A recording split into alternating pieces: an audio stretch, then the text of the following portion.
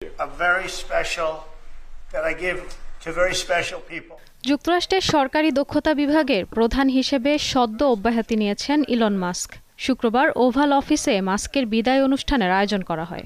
এই উপলক্ষে আয়োজিত অনুষ্ঠানে ইলন মাস্ককে বড় একটি স্বর্ণের চাবি উপহার দেন মার্কিন প্রেসিডেন্ট ডোনাল্ড ট্রাম্প। ট্রাম্প একটি কাঠের বক্সে রাখা বড়সড় সোনার চাবি ইলন মাস্কের হাতে তুলে দেন। তিনি বলেন, এ ধরনের উপহার তিনি কেবল বিশেষ মানুষদেরই দেন। দেশের পক্ষ থেকে ধন্যবাদ স্বরূপ মাস্ককে এ উপহার দেয়া হলো বলে জানান ট্রাম্প।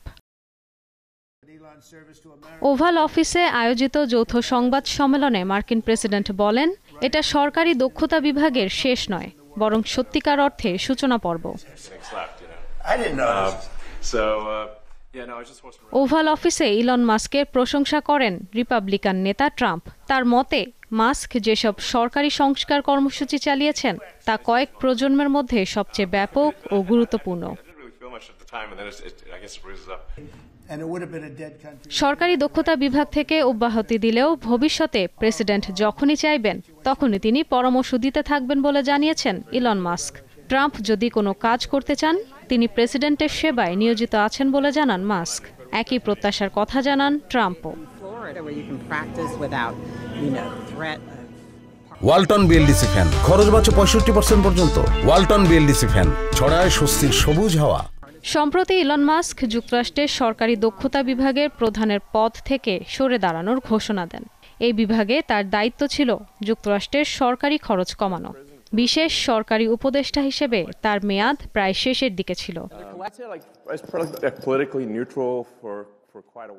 গত 4 মাসে মাস্কের নেতৃত্বাধীন সরকারি দক্ষতা বিভাগ হাজার হাজার চাকরি কমানো সহ একাধিক সরকারি সংস্থা বন্ধ করেছে। বৈদেশিক সহায়তায়ও কাটছাঁট করেছে। তাদের দাবি, সরকারি দক্ষতা বিভাগ প্রকল্পের মাধ্যমে এ পর্যন্ত তারা প্রায় $17,500 কোটি সাশ্রয় করেছে। তবে বিবিসির বিশ্লেষণে দেখা গেছে, এর মধ্যে মাত্র 1/4 নথিপত্র বা প্রমাণ আছে।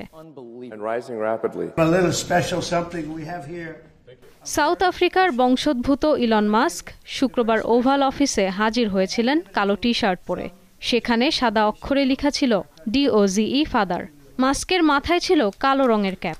তিনি বলেন, তার ঘোষিত $1 ট্রিলিয়ন সাশ্রয়ের একটা বড় অংশের ফল পেতে সময় লাগবে।